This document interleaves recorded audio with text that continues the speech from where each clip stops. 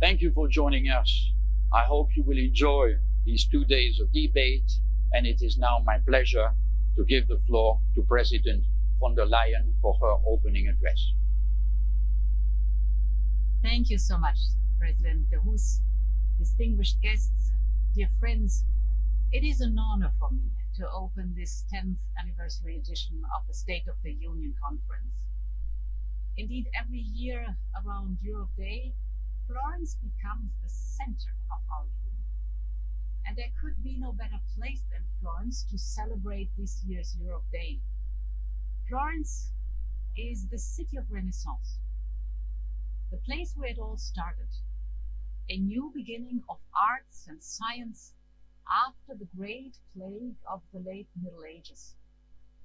And from Florence, the spirit of the Renaissance spread to the rest of Europe too. La storia d'Europa è una storia di rinascimenti. Europe is a story of new beginnings. After every crisis came a European Renaissance. And this is what Europe needs in our day and age. This is our responsibility, to end the pandemic and to shape a new beginning for Europe.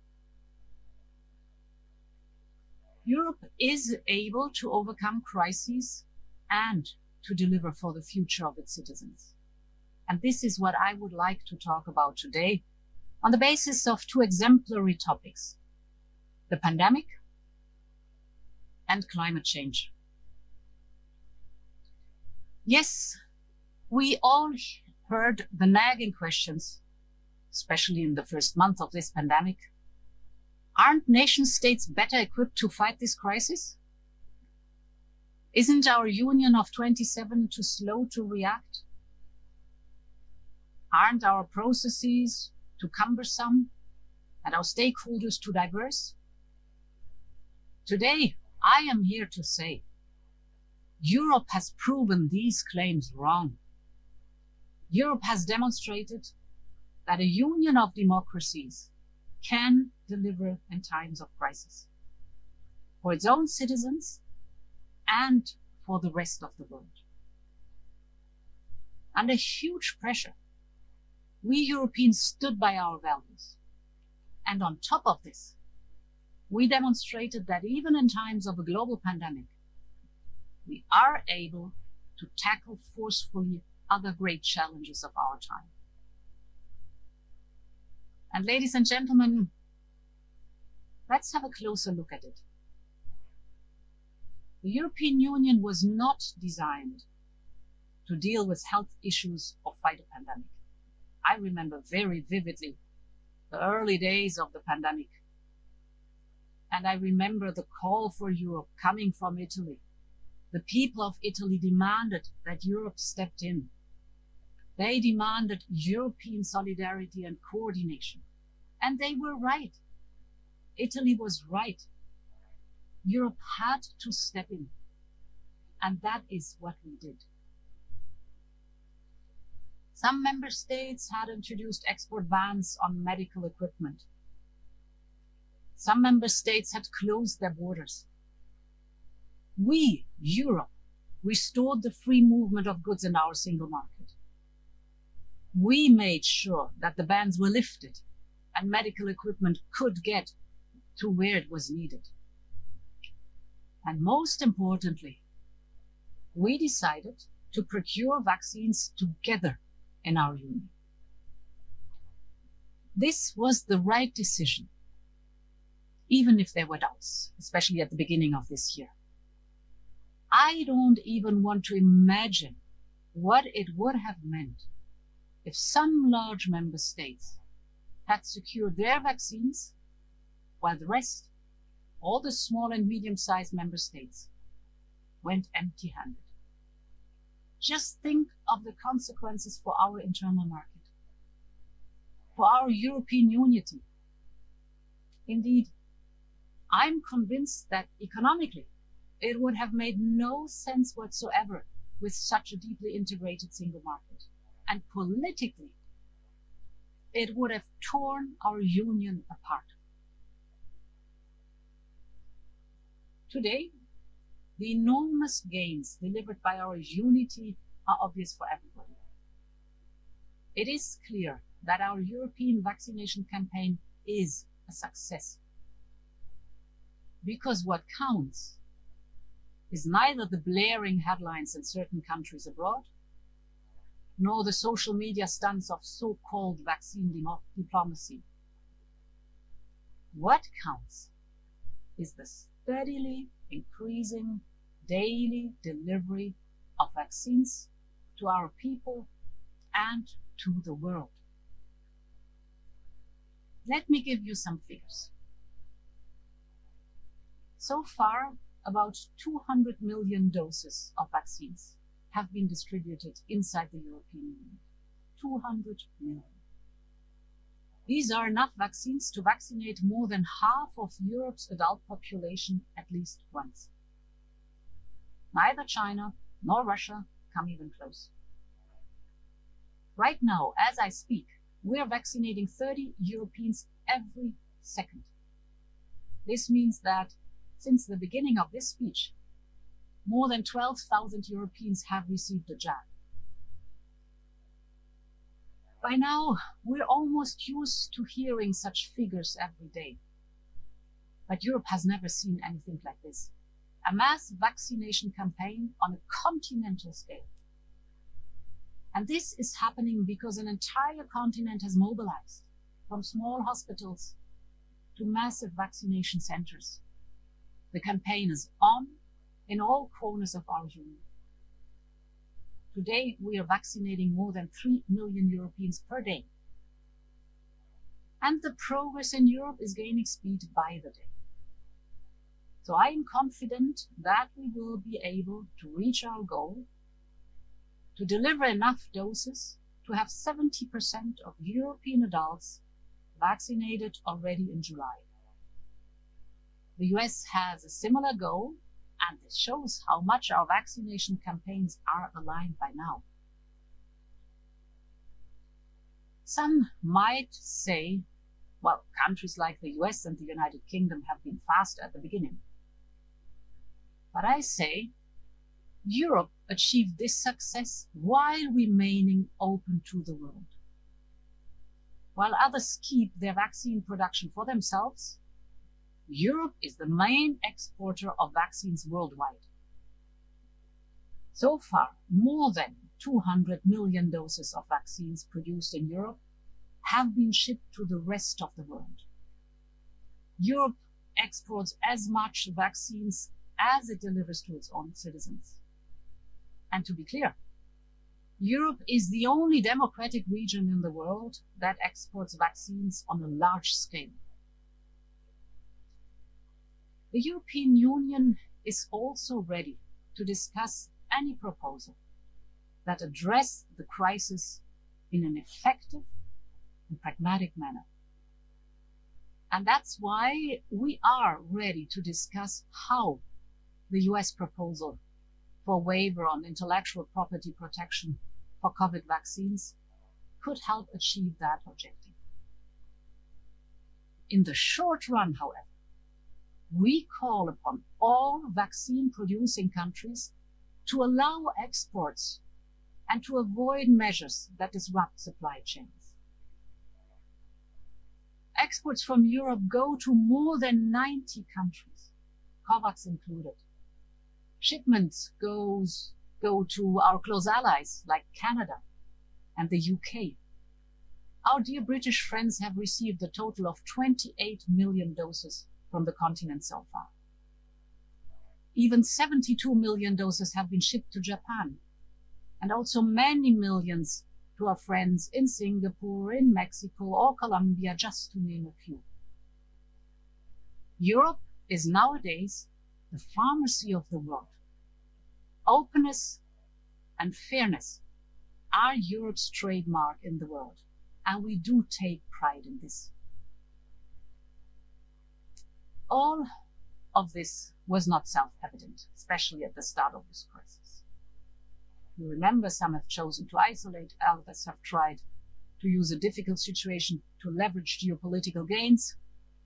I have never believed in this approach. If the virus keeps spreading in India or in Africa, in Brazil or in Russia, it is a serious risk for all of us. It is the breeding ground for escape variants. And we know that no one is safe until everyone is safe. And of course, this is also true when planning ahead for the future. Because we already must prepare now for the next stage of this pandemic. We have seen that to fight a pandemic successfully, preparedness and speed are key. We need booster jabs to reinforce and prolong immunity. We will need to vaccinate children and teenagers at a certain point in time.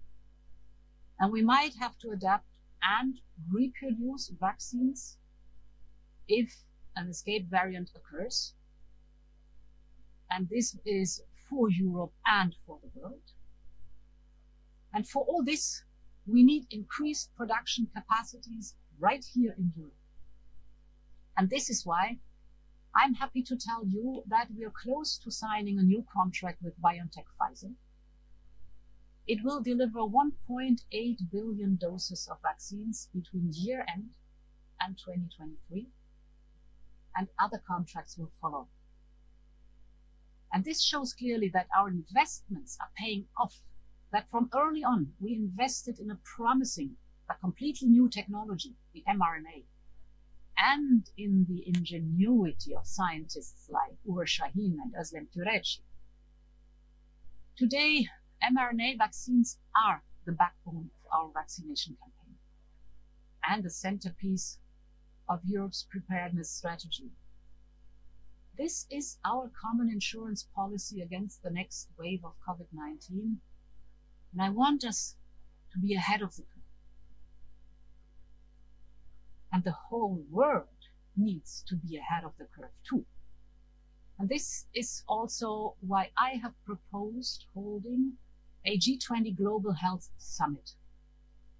I will co-host it with Prime Minister Draghi in Rome later this month, because we must now move from the ad hoc solutions of this year towards a sustainable system. A system that works for the whole world, because we all know that viruses know no borders. In Rome, we want to discuss international cooperation in health emergencies, including with NGOs, foundations, and civil society. These are new alliances for better solutions. Yes, I know preparedness comes at a cost, but the cost of preparedness is tiny compared to the cost of inaction. The world needs a new beginning on health policy, and our health renaissance begins in Rome. Ladies and gentlemen, this crisis exposed our fragility, the fragility of our health, the fragility of our livelihoods. But today, we emerge from this fragility with a new-found purpose. We are reshaping our continent for decades ahead. Because while fighting this pandemic, our union has started to do something it has never done before on this scale. With the strong backing of 27 member states, the European Commission is raising capital on the international markets. This empowers our union to invest billions in a badly needed joint recovery and in our common priorities, investments and reforms. The plan is called Next Generation EU. It is worth 750 billion euros. It's the largest recovery package in Europe since the Marshall Plan, and it can trigger a European renaissance. The priorities of Next Generation EU are set in stone. The resilience of our single market, digitalization, and the European Green Deal. Because climate change is the crisis that will stay with us once the pandemic is defeated.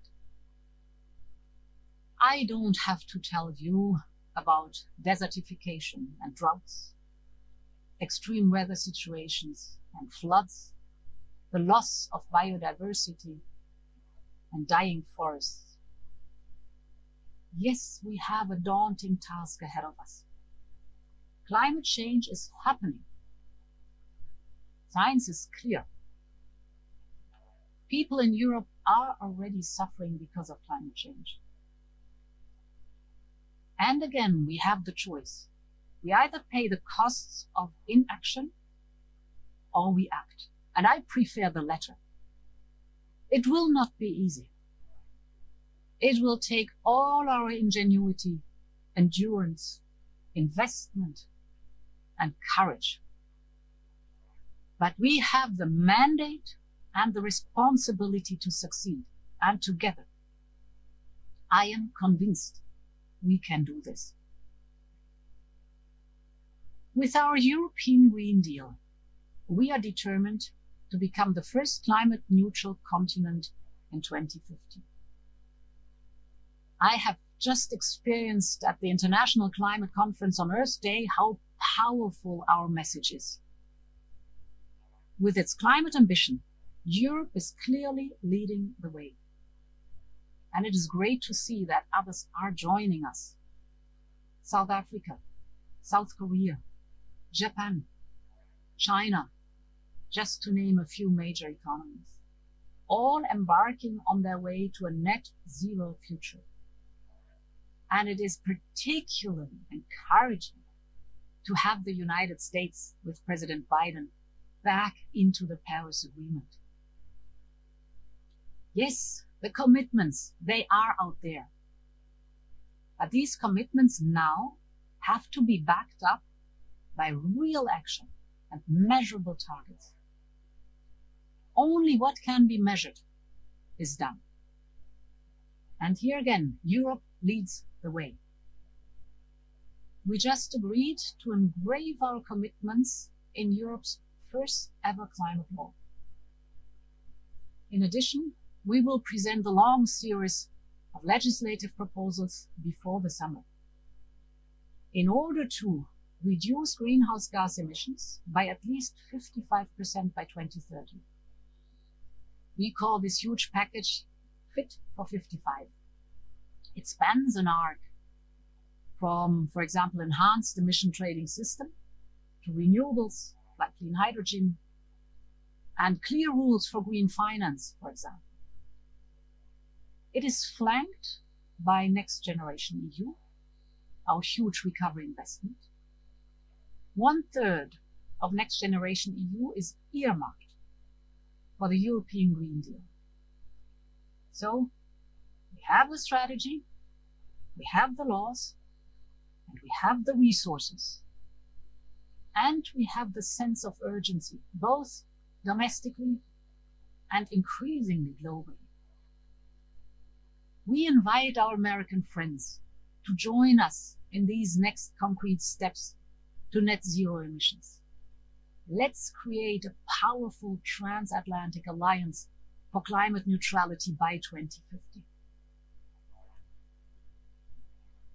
Ladies and gentlemen, a few kilometers from Florence, there is a small village called Barbiana. On a hill in Barbiana, there is a small countryside school. Back in the 1960s, a young teacher, Don Lorenzo Milani, wrote 2 simple words in English on a wall in that school. I care. He told his students that those were the 2 most important words they needed to learn. I care. I care means I take responsibility. And this year, millions of Europeans said, I care, with their actions. They volunteered, they helped a neighbor in need, or simply they wore a mask to protect people around them. In this year of pandemic and beyond, this must be Europe's motto too. I care. We care. This is the most important lesson that I hope we can learn from this crisis. It's a lesson about Europe. We care for the weakest among us. We care for our neighbors. We care for our planet. And we care for future generations. This is why we will be officially launching the conference on the future of Europe on Sunday, on Europe Day. The years ahead will once again be a defining period for our European Union, the next European Renaissance. And the outcome of the conference will only be as good as the ideas and visions of people like you. So I count on your contributions. Viva l'Europa! And thank you for your attention.